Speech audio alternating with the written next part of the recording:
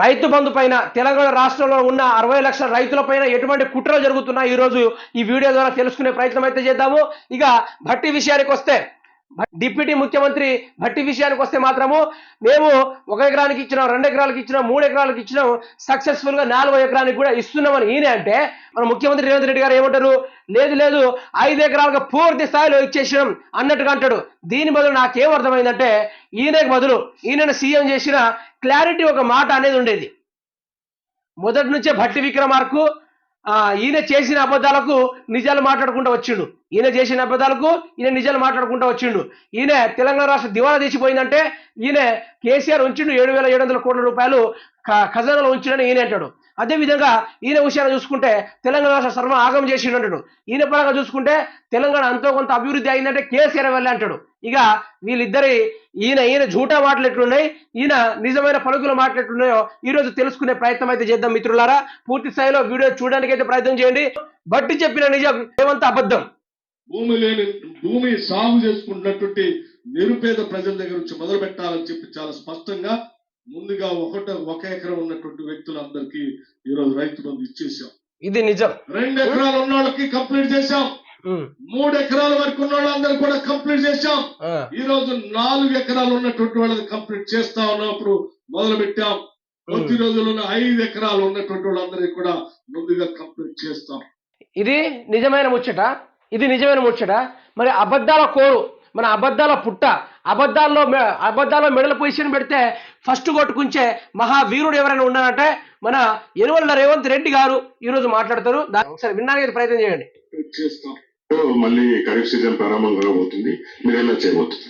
రైతు భరోసాకు సంబంధించి ఎవరు ఆందోళన చెందాల్సిన అవసరం లేదు. మిత్రులారా, రైతు భరోసా అంటే ఏంది? రైతు భరోసా అంటే ఏంది? నేను ఈయనకు గత వీడియోలోనే చెప్పిన, రైతు భరోసా గురించి తెలుసుకో, రైతు బంధు గురించి తెలుసుకో. అలాంటప్పుడు 2 పేర్లు ఎందుకు పెట్టిలని ముందే చెప్పిన, కానీ ఇప్పటిదాకా సారికి అది అర్థం కాలేదు. చూడండి ముచ్చట. గతంలో కొనసాగిస్తున్న రైతు బంధును ఇప్పటి వరకు 5 ఎకరాల వరకు ఉన్న రైతులకు దాదాపుగా 62 లక్షల మందికి రైతు బంధు వాళ్ళ ఖాతాలో పడ్డది. చేసేసిండు రేవంత్ రెడ్డి. 5 ఎకరాల వారి ఖాతాలో పడ్డాయి. ఇంత పెద్ద జూటా మాట అంటే, రైతు బంధు ఇవ్వడానికి నేను వచ్చి రాగానే మీకు ఫల సంవత్సరానికి 15,000 అంటే ఆ లెక్కపరంగా చూసుకుంటే ఎకరానికి 7,500 రూపాయలు మీ ఫోన్లు టింగు అని మోగి స్పీకర్లు ఊడిపోవాలి తప్ప నా పాలనకి ఇంత మిస్టేక్ ఉండదని చెప్పిన రేవంత్ రెడ్డి నోరు తెరిస్తే పచ్చి అబద్ధాలు, నోరు తెరిస్తే ఊసర వెళ్ళికన్నా రంగులు మార్చి ఊసర వెళ్ళే నాకన్నా మొండుడున్నాడని సూసైడ్ చేసుకునే పరిస్థితుల్లో రేవంత్ రెడ్డి మాట్లాడుతున్నాడు. మరి తెలంగాణ రాష్ట్ర సమాజ రైతులు వారు అర్థం చేసుకోవాలి. ఇక రైతు బంధు పోయినట్టే మొదలుగానే పోయింది రైతు బంధు. ఏదైతే కాంగ్రెస్ పార్టీ అధికారంలోకి వచ్చిన 3వ రోజు ఏదైతే ఉందో ఆ రోజే తెలంగాణ రాష్ట్ర బడ్జెట్లో చూసుకుంటే 7,700 కోట్ల రూపాయలు ఆల్రెడీ రైతు బంధు జమ చేసి ఉంది.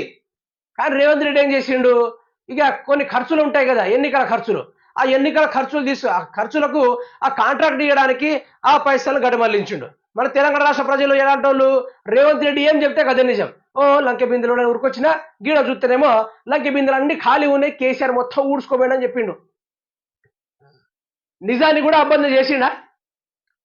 మరి అసెంబ్లీ సమావేశాల్లో నా చేసిన అప్పుల గురించి హరీష్ రావు బిల్లులు పెడతా ఉంటే అవన్నీ తప్పని చెప్పి ఈరే ఒక దొంగ శ్వేతపత్రాన్ని తీసుకొచ్చి మీ పైన అది జరిపిస్తా, ఇది జరిపిస్తా, ఈ రైడ్ జరిపిస్తా, ఆ రైడింగ్ చెప్పిస్తా అని చెప్పి అధికారులు పంపించి మీ పైన చర్చలు జరిపిస్తా అని చెప్పిన రేవంత్ రెడ్డి 3 నెలల అధికారంలోకి వచ్చినప్పటి నుంచే కేసీఆర్ చర్చలకు పిలిపియాడు, ఆయన పైన విచారణ జరిపించాడు, హరీష్ రావు మీద విచారణ జరిపాడు, కేటీఆర్ మీద విచారణ జరిపాడు.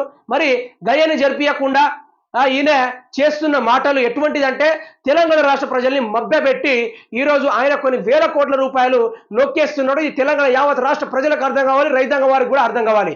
రైతు బంధు ఇస్తా, రుణమాఫీ చేస్తా, రైతు భరోసా ఇస్తా అని చెప్పి ఈరోజు ఏమి ఇవ్వకుండా గుంటుగా తిప్పిండు.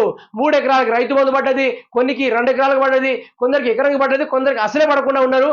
అదే నల్గొండ డిస్ట్రిక్ట్ నుంచి ఒక అతను నిన్న ఫోన్ చేసి చెప్పింది ఏంటంటే, అన్న నాకు రైతు బంధు ఇప్పటిదాకా రాలేదన్న, 3 నెలల రైతు బంధు పక్క ఊర్లో పక్క జిల్లా వాళ్ళందరికీ వచ్చింది, నల్గొండ జిల్లా వారికి రాలేదని చెప్తున్నారు. మరి గిదే రేవంత్ రెడ్డి పరిపాలన 100 రోజులు 6 గ్యారెంటీలు అన్నావు కదా, మరి కేసీఆర్ పెట్టిన గ్యారెంటీలు నెరవేర్చకపోతేవి ఇంకా నువ్వు చెప్పిన 7,500 రూపాయలు ఒక పంటకి గై కూడా ఎప్పుడు అమలు చేస్తా కూడా తెలియని పరిస్థితి యావత్ తెలంగాణ రాష్ట్ర ప్రజలు ప్రశ్నిస్తున్నారు. వచ్చి రాగానే రుణమాఫీ చేస్తాడు, వచ్చి రాగానే రైతు బంధు ఇస్తాడు. ఏమైంది రేవంత్ రెడ్డి, నీ ప్రభుత్వాలు ఉంచాలా కూల్చాలా అని యావత్ రాష్ట్ర రైతాంగం వారు ఈ విధంగా క్వశ్చన్ చేస్తా ఉన్నారు. మీరు దీనికి సమాధానం చెప్పుకోవాలి. కాంగ్రెస్ ప్రభుత్వం ముఖ్యమంత్రి రేవంత్ రెడ్డి గారు దీనికి మీరు సమాధానం చెప్పుకోవాలి. రైతాంగం వారు ఆవేదనతోటి కడుపు మంటతోటి ఈరోజు రగిలి మిమ్మల్ని ప్రశ్నిస్తూ ఉన్నారు. కాబట్టి వారికి ఇష్టానికి రాజ్యంగా వారికి లేనిపోని హామీలు ఇచ్చి వారిని మభ్యపెట్టి ఈ రోజు మీరు చేసేది కరెక్ట్ కాదని తెలంగాణ రాష్ట్ర ప్రజలు అపోహల్లో గురవ్వడం జరిగింది. కాబట్టి దయచేసి రేవంత్ రెడ్డి గారు రైతు బంధు పూర్తి స్థాయిలో ఇవ్వాలి. లేకుంటే ఏ విధంగా కేసీఆర్ కుర్చీని కూలగొట్టారో అదే విధంగా మళ్ళీ మీ కుర్చీని ఈరగొడతారు. దయచేసి తెలంగాణ రాష్ట్ర ప్రజల్ని వారి యొక్క ఇచ్చిన 6 గ్యారెంటీలని అమలు చేయండి.